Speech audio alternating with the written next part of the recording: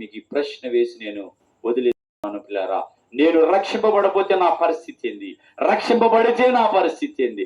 రక్షింపబడితే నిత్య జీవములో ఉంటావు, రక్షింపబడపోతే నిత్య నరకములో ఉంటావు. చనిపోయిన వారికి ఏం తెలియదు లోకంలో. వారికి సూర్యుని కింద జరిగేటువంటి వాటిలో ఏ వంతు లేదు. ప్రేమించరు, పగబెట్టుకోరు. వాళ్ళేక ఏ వంతు లేదు వాళ్ళకి, దాటిపోయారంతే.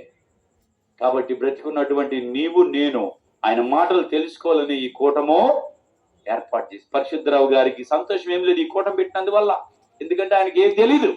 కానీ బ్రతికున్నటువంటి మనము దేవుని గురించి తెలుసుకొని మారాలని, ఆయన తెలుసుకొని మన మనసు ఆయనకి ఇవ్వాలని, ఈ పాపాన్ని పాప లోకంలో ఉన్నటువంటి ఈ దరిద్రాన్ని విడిచిపెట్టాలని దేవుడు ఏర్పాటు చేసాడు ఈ రాత్రి.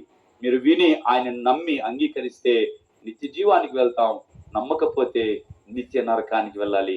దయచేసి ఆ నిత్య నరకానికి ఎవరు వెళ్ళకూడదని ప్రేమతో మీకు తెలియపరుస్తున్నాం. ప్రభువైన యేసుక్రీస్తుని మీరు అంగీకరించి ఆయన ఇచ్చేటువంటి రాజ్యంలో ప్రతి ఒక్కరు పాల్గొనాలని ప్రేమతో మీకు తెలియపరిచే మాటలను ముగిస్తున్న దేవుడు ఈ మాటలు దీవించి ఆశీర్వదించును గాక.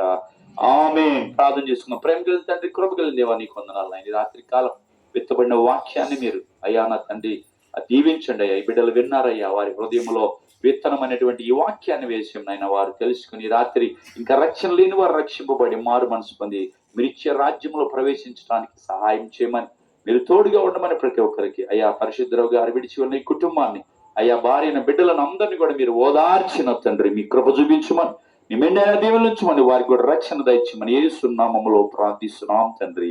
ఆమేన్. ఈ అవకాశం ఇచ్చినటువంటి స్థానిక దైవ సేవకులకు వందనాలు, అదేవిధంగా కుటుంబ సభ్యులకు వందనాలు, చేరువచ్చిన దైవ సేవకులందరికీ కూడా వందనాలు, మీ అందరికీ వందనాలు. Thank you.